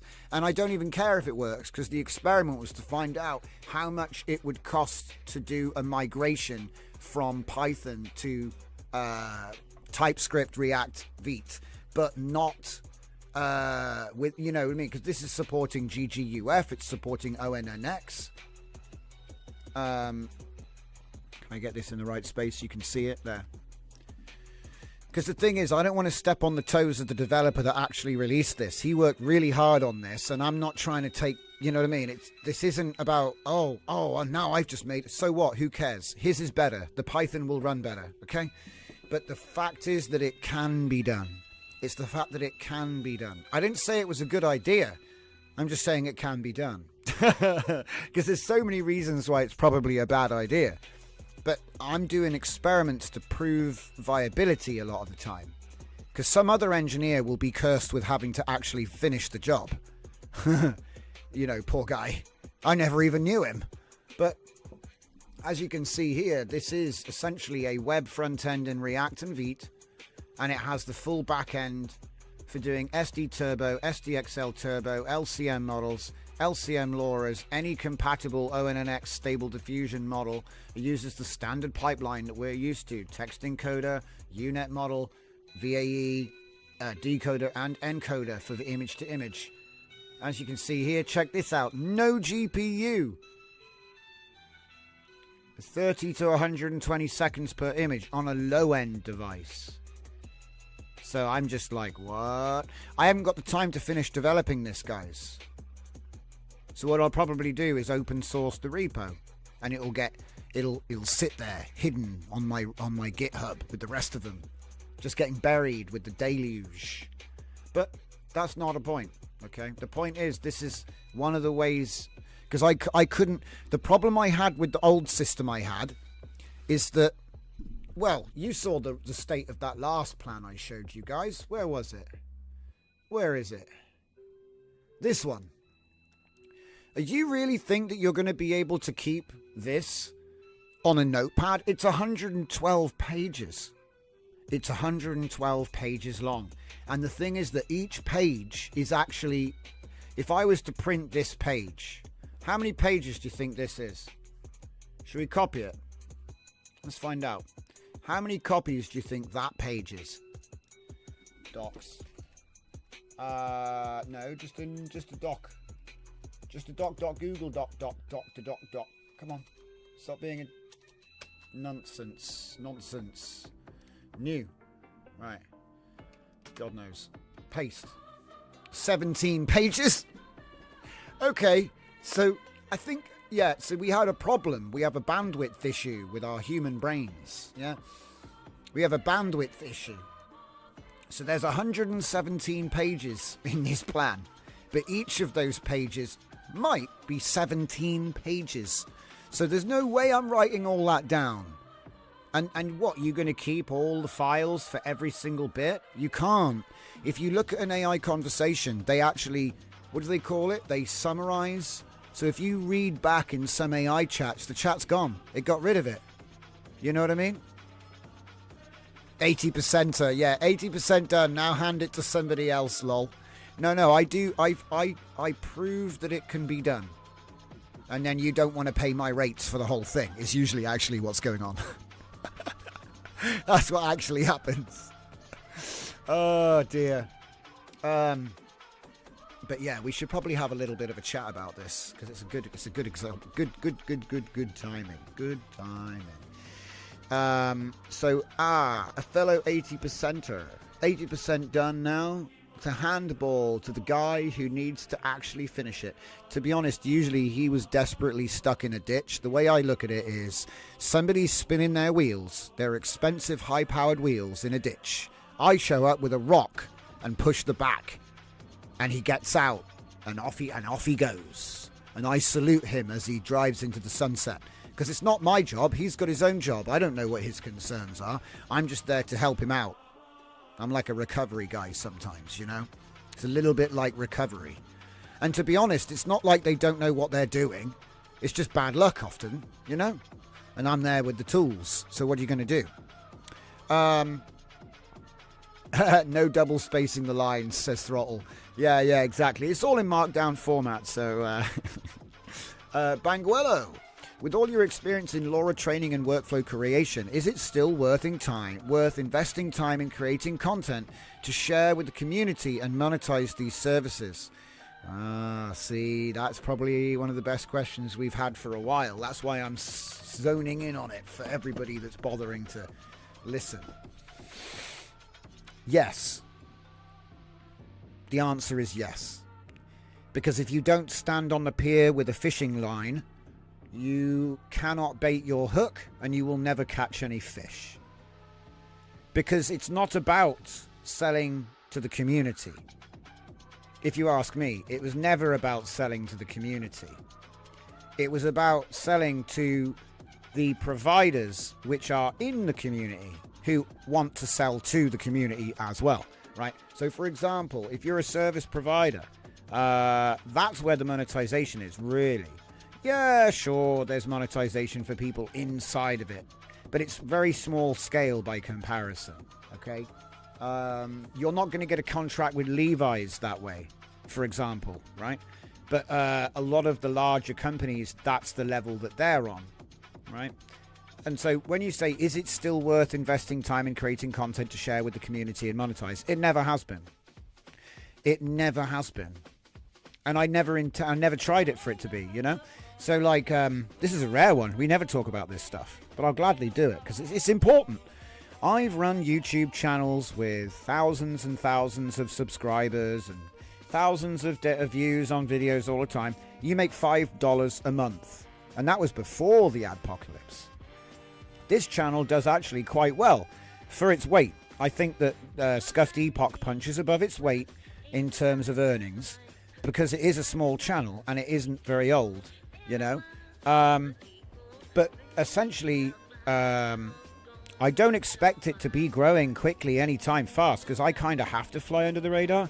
I keep my professional work separate from what I do with this community here. So Drift Johnson has never worked for anyone. Well, that's not correct. Well, they hire me. You know what I mean? Because as soon as payment gets involved, they're not hiring your gamer tag. They're hiring your legal name because when they pay you, Drift Johnson doesn't have a bank account. You know what I'm saying? They have to use my bank account. So they, anyway, so contracts are done with you. It's a bit like, hiring Ronald McDonald for your birthday party. It's just a guy in a suit. Oh man, am I destroying people's dreams? I don't mean to. But yeah, in a roundabout way, what I'm saying is, it's not about, like, for me, releasing all of my work wasn't about trying to get customers. Like, I don't really want your money. I just want you to be able to use these tools, right? Because I honestly think that there could be, like, there's a lot of people in the space that'll say, it's over, it's over. And a lot of the things they say make sense, but they forgot an important point. Skill and experience are force multipliers, and tools are force multipliers. So if you're educated in the space and experienced and connected, AI can only make you better. And if you are lacking, most likely in confidence, I would say, than actual skill, also, again, AI can help you, right? So, like, AI can help you in all these different ways. And so it's only the rejection of AI that leaves you at a disadvantage. So that means that if you are like, oh, I'm anti-AI, I think this is stupid, I'm not going to involve or participate. Well, yeah, you're going to get left behind, aren't you? You're going to be one of those guys that gets replaced because you literally chose it. You chose it. Whereas if you become the best guy on the block at using AI, when those new AI jobs come along, guess who's going to get hired? I don't even know how else to describe it. Like, there's job creation going on all the time. But it's not like, oh, I want to hire you because you use AI. It's you start a business which hires people. Because your idea was so good that now you need more people to get it done. And that's called job creation. Job creation isn't like, oh, we want you to be a prompt engineer for $5 an hour.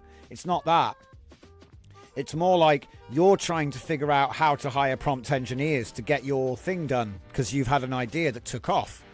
And the reality is that you could have an idea that took off. Like, you could have an idea today, code it tonight, launch it tomorrow, and then you'll be like, oh, I need more people, I need more people. Banguello has responded. Dragon says, I provide and take commissions, Banguello, so pick your niche. And then Banguello says, I was watching your training video where you showed the tests. Insane information I never imagined finding. I even had trouble understanding some of it. I'm going to watch it again. Yeah, I have a great time. I go a bit hard in the paint when it comes to documentation. It's one of the reasons why I've done so much research, I think. Because I don't actually, like, nothing was missed here. In fact, let me show you something super cool. All right, let me show you something super cool. Okay? Because this is something which nobody saw coming. Because people are like, how does the holographic brain work, Johnson? Well, I'm glad you didn't ask. Hang on. Let's see if we can find that. What's this? That's something else. What's this? That's something else. Ah, that's the hollow. The hollow llama. Hollow llama. Hollow llama.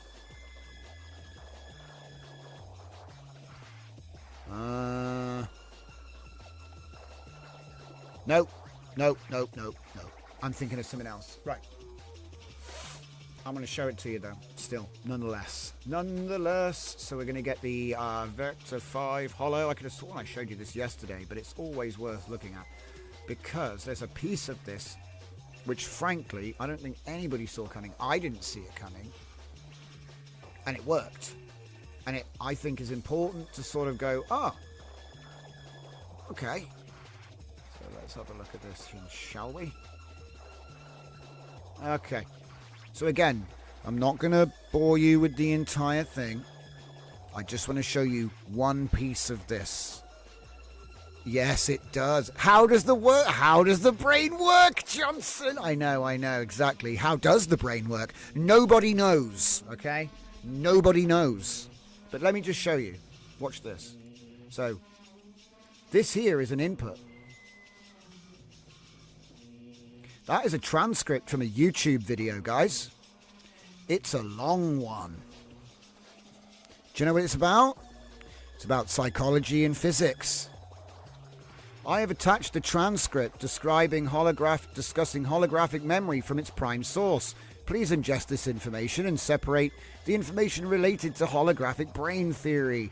We will be discussing cognition with regards to wave-based thought based on the theory of holographic brain and memory. We will be doing this in the frame of LLM cognition research, which I am undertaking. This is why I do personal projects, guys. If I was getting paid for this, I wouldn't be allowed to release it. I extract and organize key information, blah, blah, blah. Right, let me just make this bigger so you can actually see a little bit more than what I'm actually just reading at the moment. This is all saved, so I can do whatever I want with it, okay? So, this is the foundational research by Pibram and Lashley. Memory distribution discovery. Experiments with rats learning mazes showed that removing portions of the brain never completely eliminated the memory, only impaired performance. Non-localized storage. Memory is not stored in grandmother cells, which is what they thought. Degradation pattern, like cutting a hologram, removing brain tissue makes memories fuzzier, but doesn't eliminate them entirely. And we can actually demonstrate that too, which is quite funny. Or I did it by accident. Holographic mechanism, interference patterns. Brain synapses constantly emit electrical impulses, creating electromagnetic interference patterns. Wave-based processing. These electrical ripples crisscross throughout the brain, forming complex interference patterns that may constitute thought and memory. Mathematical foundation. Brain uses Fourier transforms, same mathematical language used to create holograms for visual and sensory information. Implications for cognition. Let's just keep going. So yeah, the whole memory exists in every part of the system. Reality modeling. We may respond more to internal holographic models of reality than external stimuli. Don't worry about that. That's the psychology and physics. So then here we are with the actual relevance to LLM cognition research. Holographic framework offers fascinating parallels. So we've got distributed representation. Like holographic memory, LLM knowledge appears distributed across parameters rather than localized. So for example, right, I argue it's a hologram already. Show me where the file is. You can't do it. There is a piece of every piece of the model contains a piece of every piece of knowledge. Okay? That's called a hologram. Anyway. So you see what I mean? It's distributed across parameters. It's basically a hologram already, guys. It's a big hologram. So wave-like processing, the interference pattern concept mirrors how attention mechanisms and transformer layers can create complex information interactions. So what I'm trying to do is I'm trying to make it work how it wants to work rather than how we're making it work, if that makes sense. It clearly has it wants to be something. Anyway, I'm just projecting. Fourier-like transformations. Modern neural networks use mathematical transformations that share conceptual similarities with the Fourier transforms. Emergent properties. Just as consciousness emerges from electromagnetic interference patterns, LLM cognition emerges from mathematical operations across distributed parameters. So that's the concept, right? And then he makes a handoff plan.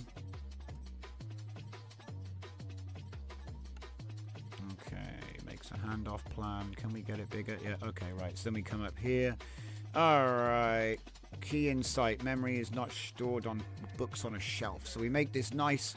This is like a nice little, all the bits that are important about this system and then how it can actually be integrated. So here we go. Holographic memory architecture. Replace centralized conversation context with distributed holographic storage across brain regions. Each lobe maintains frequency domain representations of shared information, allowing reconstruction from partial data. The interference pattern processing. Extend the current energy-based waves. So I already had thermodynamics written in, but it was kind of crappy and missing some source. To complex interference patterns encoding multiple information types simultaneously. So I think we did do this. So context waves for conversation history, intent waves for user goal and request, confidence waves for certainty, and temporal waves for timing and urgency. Fast Fourier transform, like mathematical operations for inter-region communication, mirroring biological brain processing. We're just doing it. It's a modeling, not an emulation or a simulation. We're just trying to take cues from nature, because obviously nature built the brain. It took millions of years to build the brain. Maybe there's a reason why it's that shape and the leg bone connects to the knee bone or whatever. Okay. Graceful degradation. Again, if any brain region becomes overloaded or fails, others can reconstruct its function using holographic principles.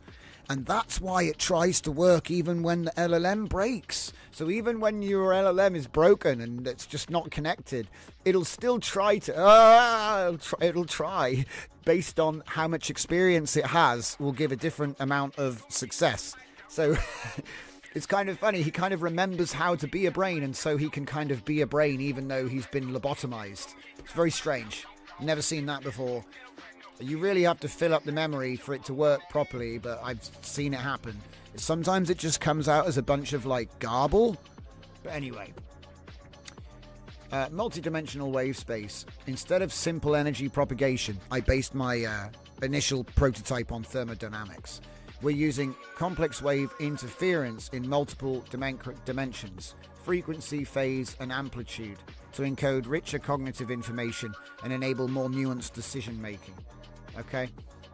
So, look at this. Bridges between quantum and classical states not fully established. So when the AI starts to tell you that soon you're going to have to worry about quantum physics, we're getting close to the end of the research project, because, you know, what nobody knows, okay? As soon as you get into that, it's basically witchcraft, in my opinion. But yeah, so here is the piece where we actually make the inner brain and all the rest of it. So up here, we're building... ATK, A2A, Nation of Experts, turns it into a single brain model. This is all ZV Lite. So I built ZV Lite up here, and then we made the brain, and then we built that all in. So I take the inversion of ZV Lite, and then I apply it to the merging of these two plans. So we have ZV Lite rebuilt, that's ZV6, plus the holographic theory, okay, to make an experimental development team handoff plan. Which, again, I put both plans in. So I put the inversion of ZV Lite in with the ZV6H holographic. Okay, now, just in case anybody is interested in the audience, I am fully fine with that. Check it out. That would be your holographic memory fragment system. I'm sure that anyone who writes code will be happy to pause the screen and give it a read. Now, obviously, this is more like a snippet. The full file is obviously much longer than that. This is like a snippet that's going to be used by the plan to create. So again, there's another one. Holographic brain state for the lobes. And then here you can have a little preview of a simplified Fourier transform communication system. Okay, let's see if we can get all of that in there. Yeah, it just says return broadcast at the bottom. Okay, bracket. And the reason I'm happy to share that much is because at the end of the day, my solution is just my solution. This is what I call a discovery. It's not like I can own, you know, if someone, I just discovered a planet. Yeah, I didn't build it. I don't own it. It was always there waiting to be discovered. That's why I call these discoveries, not inventions. Yeah, sure, my influence on this may have led to this, but I have to be real, yeah? Somebody else could come along, call it something else, do the same thing, and, you know what I mean? But it's still the same thing, isn't it? You know, if you called a light bulb something else, but when you put power in, light comes out, we all know it's a light bulb, don't we? And the thing is that I did ZV5 Lite to show off that the cognition concept was solid. So non-linear thought, right? As a fallback, for the non-linear thought, which is what this is. So wave interference, patterns, and distributed holographic memory. Now, just in case people want more, because I know some people are like, well, show me something. Audio visual, no, it's not that one. It's this one.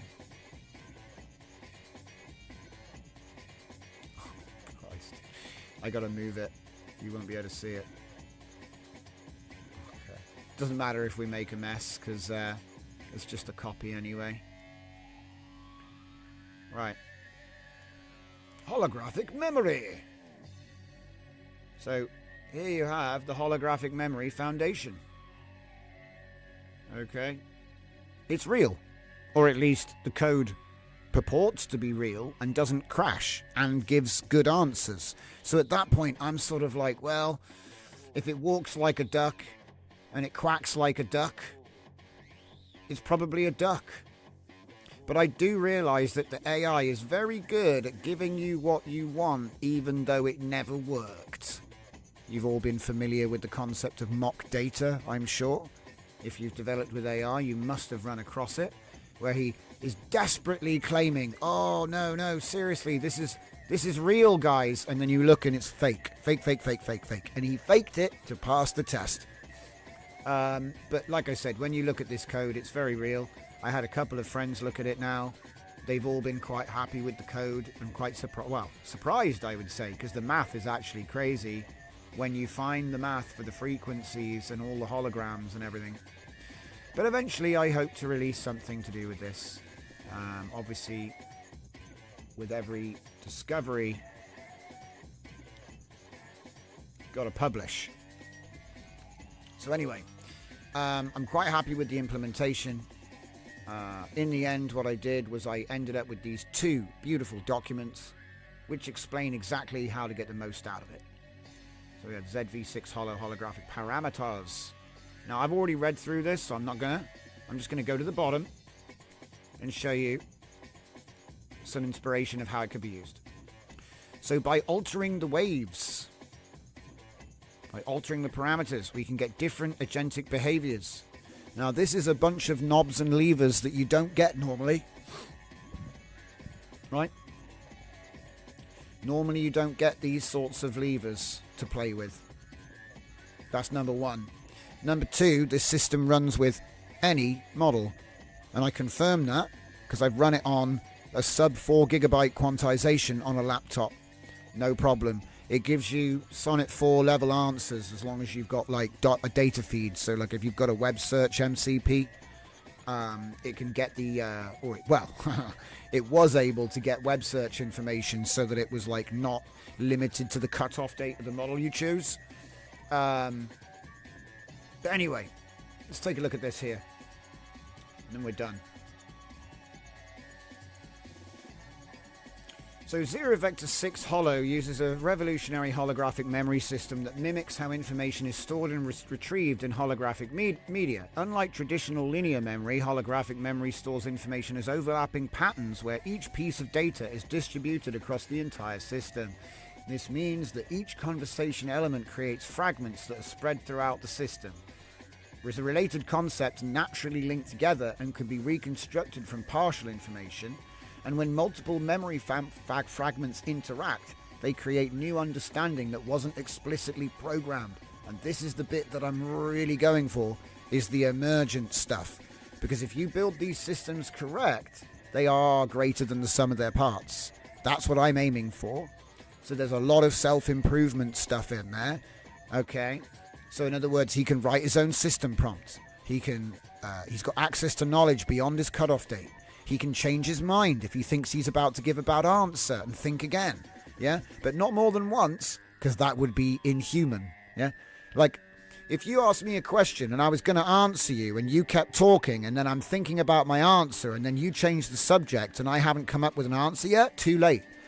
The time window is over.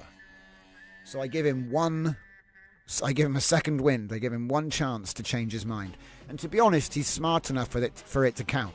Often he won't use it. Often he'll be confident enough with his first answer, because really, you got to imagine. You ever imagine the angel on one shoulder and the demon on the other shoulder? Yeah? It's like you got ChatGPT on one shoulder and DeepSeek on the other.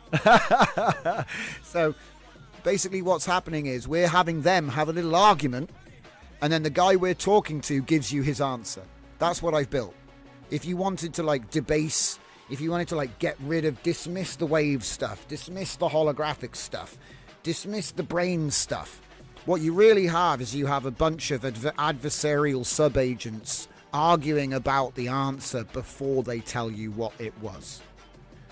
But I expose the entire chain of thought, so you get it all. Alright. Memory fragments. Actual content, a wave signature, an importance score, and timing information. Wave interference strengthens presence in memory, creates emergent insights, improves the ability to make connections. So it's kind of like a weighting, I guess. You could, if you wanted to simplify it, I guess it's kind of like a weighted fragment system. But anyway, let's go down to the bottom and we'll see some cool ideas. So we've got balanced performance and deep learning. So you turn all the frequencies up 30% and put the persistence to 30 days and then change the emergent threshold to get more insights. So there's ways of setting it up so it'll learn faster, you know? So this is one of the reasons, like, you can't do that. You can't do that. I can't do that with Claude. Why can't I do that? And that's why I know that they're going to either implement this under the skin, are already working on something similar, or they'll just call it something else. they'll call it cognition parameters, or you know, what is it, thought weights. Should we just come up with like a thesaurus? Should we do a Claude and say, how many other things could you call this? You know, how many other things could you call this? Here, look. Wait a minute. Look, this is funny. I'm being funny, all right? This is a joke. This is a joke. So don't get me in trouble. Ooh. Look. Stop. Yeah, actually, yeah, start thinking. Yeah, cool. Right. I'm going to attach the thing. Oh, no, I'm not plugged in. Heresy. Right. Coffee. Okay, here we go. This is...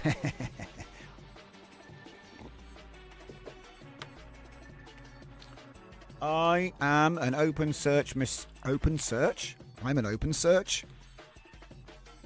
That's a good test. How long do you reckon it'll take? That was pretty good. That was pretty quick. Okay.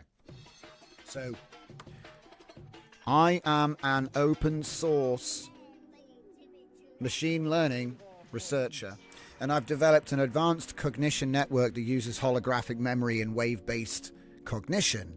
However, I know it's going to get stolen and or parallel developed. Let's just be, you know, less egotistical. Let's be less paranoid, whatever you want to call it. But I would like to have a little exploration of all the different things that this could possibly be called by Google or Microsoft or Anthropic or X.com, formerly known as Twitter, or Amazon, or any of the other major players, if they were to see the contents of the file which is attached to this, or sniff any of my earlier research. Because I have published most of it. I am an open search, Miss Open Search.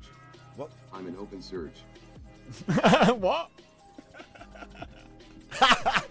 You just read out the thing that was already there.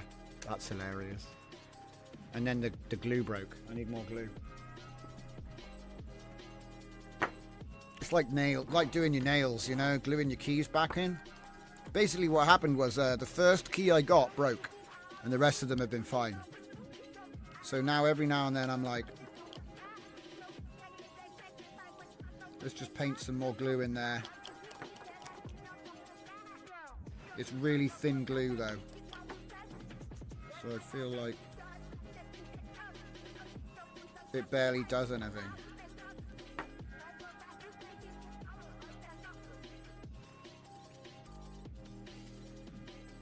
Okay.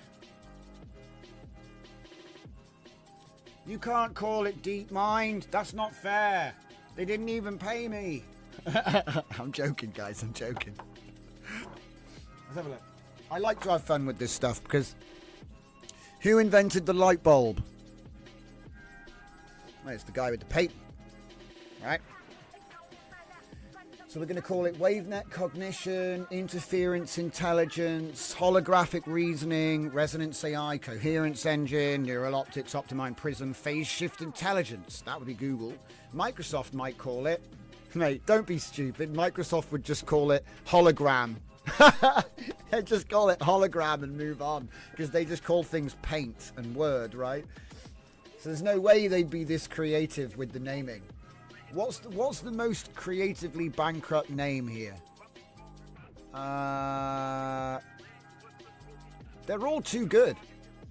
Azure Holographic Reasoning. Yep, there you go. That is what it is, and it's even involving a previous product, so you wouldn't even know it was new. You'd think it was just a plugin or something, right? Copilot, Cognitive Mesh. Everything becomes Copilot. Resonance Fabric, Deep Grind.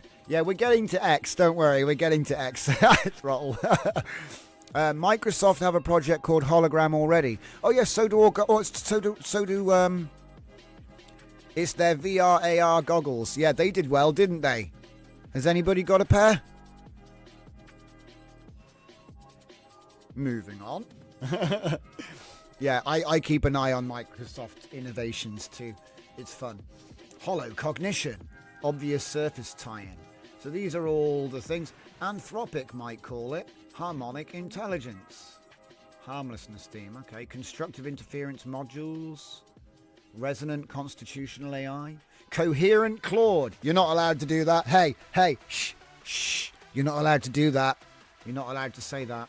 Claude's already coherent. Don't you be talking trash on my boy. Wave function reasoning. Superposition intelligence. So what would Elon Musk call it if he had my tech? He'd call it Grok Quantum, even though it's not. Hell yeah. Interference Engine, Neuro Hollow, Wave Mind, XCog, Truth Resonance. I do like all this stuff. Amazon might call it Bedrock Holographic Interference. AWS Neurowave. SageMaker Interference. What's it got to do with Sage? Wavelength Cognition. They have a wavelength product already. Do you know what I should be doing? I should just send an email and say, hey, I heard you got wavelength. Do you want cognition? And they'd be like, what do you mean, do you want cognition? It's actually quite wild. I should definitely do it. I'm crazy enough. It's how the sorcerer's got to get down, I guess. But yeah, so Meta Reality Cognition. Horizon is the VR platform. There you go. Horizon Intelligence. Llama Hollow. We're ready to go. We're ready to go. It's model agnostic, baby. But anyway, yeah. Wave reality, interference graph, neural holography. So these are all names which big companies are going to potentially use when they do the thing I'm doing, basically. Because there's no way that you're not going to do it. It's like so much better. It's not even a comparison. When I compare outputs, model for model, with the same code, I can't. And the thing is, this is a discovery, not an invention. I didn't design it. I wrote 0 lines of code. I came with an idea and context, a bunch of open frameworks, right? Okay. O1 Hollow. Oh, that would be cool. I would love to see. If I ever saw O1 Hollow on the store, I'd be proud. I wouldn't even sue them. I'd be like, yep. I'd be proud. It would be like a builder knowing that his name is on the inside of the walls. I didn't need to get money from the sale of the house. I was paid. You know, I made money. And people are like, oh, but don't you want more, though? That's called greed. I'm realistic. I'll take a fee, you know. That's what I do. But GPT Wave, GPT Omega, yeah, they definitely call it Omega. That's very Altman-esque. Generic academic research, what papers will call it? Holographic neural networks. Holographic neural net. That is what it actually is. But I don't have a degree. I can't publish. If you're watching right now and you want to co-sign with me, get in touch. Because literally I don't have time and I'll probably invent something else. Sorry, discover something else. I have to correct myself sometimes. Distributed resonance architecture, phase-based memory, constructive interference, neural holography with adaptive interference, coherent memory network, frequency domain, cognitive architecture. Most likely to happen, based on current trends, Google Gemini Resonance, or just absorbing it into Gemini. Yeah, true. Just don't even tell anyone that it's got it in there. Just suddenly Gemini got better. It's because it's hollow now. Microsoft Copilot Cognitive Fabric, Azure Holographic Services. Anthropic would probably describe it technically in papers rather than brand it separately. That's the move. See what I mean? That's what OpenAI would call it O1 Coherence or GPT-5 Holographic. Brutal truth. Most companies would probably just call it improved context handling or advanced memory architecture in marketing, even if internally they're using it the exact wave interference approach. The sexy sci-fi names are just internal code names. What's your actual project? No, I'm doing something else. And no, I'm not seeking a patent, because I was gonna seek a patent and I got advice, and even though I know I could get a patent, I couldn't defend it. It's too much money, man. It's like $250,000. So it's like, what's the point? You spend $4 or $5 grand on a thing that says you own a thing, but then if someone says that actually that's theirs, you can't defend it because it's like ridiculous money. So it seems like you're basically cut off from the big boy game because it's like chips in a casino that you can't really play a hand. So it's a horrible thing. This is I've talked before about copyright and how who's copyright for? Was it there for you? Do you really think it was there to protect the artist? Because I don't. And I realize you have to protect the producer, because otherwise how does the artist get paid? But that's not, it's a bigger problem than that. If you can't participate, what's the marketplace for? You see, if you need to be rich to even be in the marketplace, well, it's just a walled garden that you're not allowed in, you know? And this is the thing I disagree with. It's almost like a recursion trap for the educated, so that they can spend the fortune they made on a thing that might make them even more wealthy, which isn't what it's about. So it's all about money. It's not about innovation. It's not about protecting your creation. It's just about money. So, like, I don't care about the money, so I'll just give it away if I have to. If it looks like, oh, they're going to squibble and argue in legal, here, give open source. Open source is the best thing that ever happened. Yeah, poor artist that got ripped off. Exactly, that's what happens. Yeah.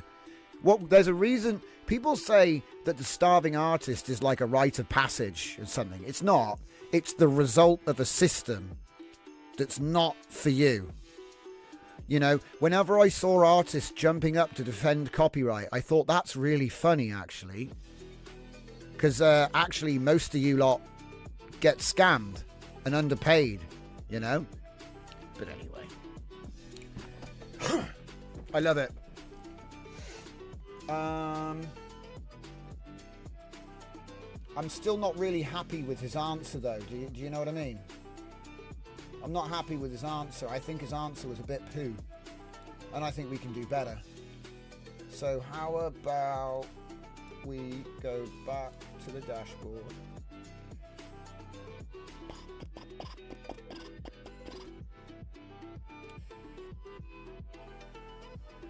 Showed megapixel, shown clip. Did I show you Clipcraft yet? See what I mean? We've been going for I don't even know how long, and I think that I've not even, like, I've forgotten about Clipcraft. Hang on. Did I show you the high-speed video concatenator for small clips? I did that yesterday. Well, okay, long story short, bish bash bosh, you can download that too. There you go, there's the thing. You can download it as an Electron app, or you can do the thing, blah, blah, blah. It's made for doing super fast concatenation of AI clips, so 1080p, 4 to 15 seconds. Super fast, you know, it makes one video, blah, blah, blah. You can download it, portable, Electron, good times. All right. Now then, where's my bloody thing gone? Where's it gone? It's because I've been messing around. It's like disappeared. Change the order of everything. Not that. Ah, there it is. Okay. So, okay, right. Check this out. Right. No. You can go away now. You can go away. You can also go away. I'll keep that up. Right. So we're going to open up a VS Code real quick, and we're going to do a bonus round. So open folder, and we're going to say no, not in there. Damn it! He's in the wrong folder. Look at this. I can't tell what it says because Windows is amazing software that never goes wrong. You see that there? That's what I call That's what I call top quality software. You see, this is how you know that's real quality. Anyway, enough of that. ZV6-holo-dev, right? Okay. Open it up.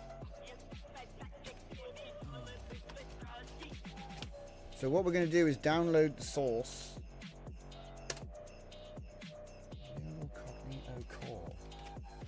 That's what it says it was. So let's just immediately jump into that root folder there. There we go. Boom. So now we're in the root of that.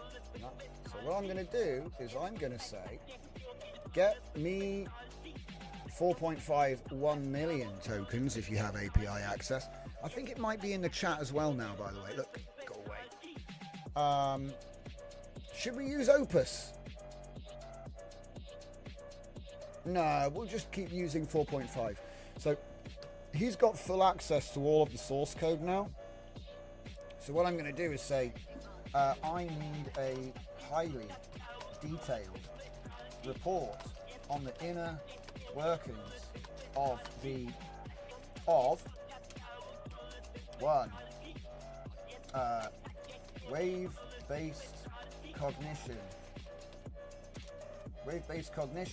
to holographic memory. You will write out 2 separate reports in markdown format. Okay, that should be all I need, but do you know what I'm going to do? I need to find the secret word. Hang on, what was the secret word? Are there new secret words?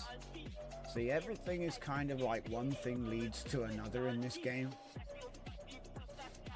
So obviously I have something called the Inside Line, which I'd like to remind you all of.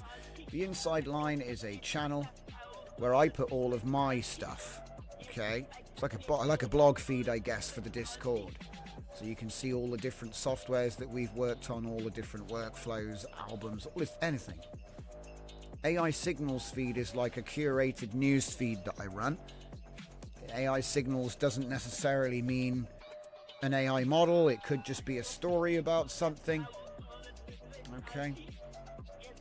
And if I remember right, I recently posted up some article about Claude 4.5 prompts. And sometimes it's nice to read that kind of thing. Yeah, true. Someone built a GPT in Minecraft and it works. It's so funny. My God, how far up was I? I need to just go to the bottom. Start at the bottom. 7 prompts to show what it can really do. I'm tempted. It's a Tom's Guide. He used to be a good website. Go away. Build a mini app, travel planning, debugging, real world instructions. Real world instructions? Okay, yeah, cool. Tutorials then. We've already built all this stuff. Creative storytelling. Oh my goodness. Create a 3-scene short film. You're a film director. Direct a 3-scene movie about dancing. Anyway, math under pressure. Computer use challenge, the takeaway. Math under pressure. So wait. Solve this. Hang on, that's not a special prompt at all. Right, back. Do you know what I mean? Back. Oh dear, that was a waste of time. I think I went to the wrong one. That was terrible. Nope. Oh, and I do have something to show you on the Anthropic side, which is pretty cool. I don't know if it'll let me do it again, because it might be you only get to do it once. Should we find out real quick? Go on, ask me. Yes, I want to build from my imagination. Okay, I did this last night. Now, a year ago, I said, one day we'll have a holographic operating system which will just generate everything on the fly. And I speculated there could even be a holographic kernel, so that you don't even need Windows anymore. You can just run the whole thing using an AI on a chip. And what this is basically that. Jesus. Okay. So, say I need to paint a picture. It's going to make me a paint app. It'll just make the app and then let me use it. That's essentially what they're trying to do with this. I don't know how successful it will be because it's a prototype. But guess what, guys? It's a virtual desktop and it imagines the software you need. So I tried connecting it to Olama to see if I could make it play with other models. Turns out, I didn't really. It was a cause. It's always cross origin stuff. Security won't let you do it. Can we see this? Oh, look at that. Oh, I can't actually. Oh, okay, maybe I think. Oh, I need to calm down. It's not that fast yet. But you see, I need to paint a picture. It made me paint. Super cooked, guys. I love it. Burned to a crisp. You can see the direction, right? The direction it's going. So it's like, I can imagine a day, maybe in a year's time, when there are Linux-based operating systems that just generate it all live. It's just generated live, guys. Your software's live now. Is there software on the machine? Nope. Does it save? Nope. You just save data. You save documents to disk, to a memory card or something, right? Or to the cloud. So there's no data on the device. Communications are encrypted. There's no software, right? This is the ultimate expression of there is no source, because there is no source. There's an AI model generating code, so it didn't even have source code that's being programmatically built like a factory line. I love how it's not working. Good job, guys. Good job. It doesn't actually work. Anyway, it can't keep up with me. You see how it's constantly... Yeah. You failed. Anyway, can we access Claude code from inside? Ooh, we can access Claude code from inside. Ooh. What's Claude? I don't know what... Oh, Claude. Claude. That's got to be a video game, right? He's ready. He's ready. Open a second code and argue with it. We're being silly now. Look, I can't open... Oh, no, he can do it. There you go. All right, cool. Okay. Argue. Time for an argument, I guess. And remember, this is a virtual... Wait, here we go. There we go. They're going to argue now. There we go. You mean I'm ready to show you the correct way? Let's get rid of this so you can see it. There you go. Now I'm going to just sit back and drink my coffee. See, the thing is, guys, when it's not a setup and it's real, I don't have to try because it did it all. Right? This isn't a setup. I didn't spend a week on this. I literally just opened it up and said, open a Claude code. Now open another one and argue with it. And off they go. Fight me. Look, ASI is a mistake. Fight me. Go on. Go on. Hang on. You had my attention at ASI. Please continue. Is this even Claude code?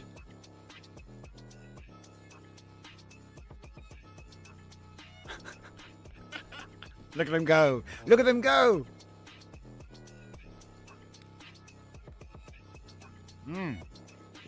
I'm sorry if you can't read it very well, but I don't have any control over typeface and size and stuff like that. Look, the debate continues.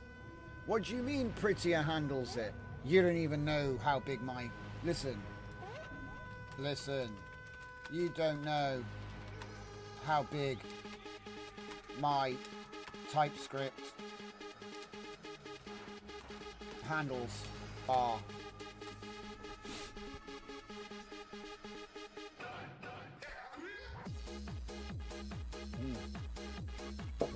That's some good coffee. Shit, I think it's coffee time.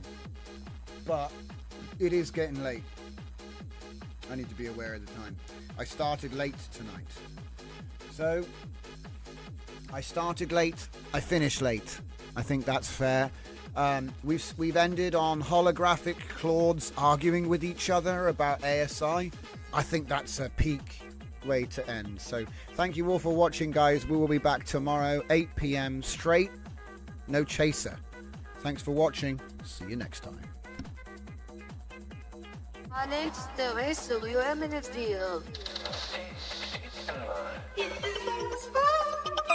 Enemies marked south. It's not smash the camera.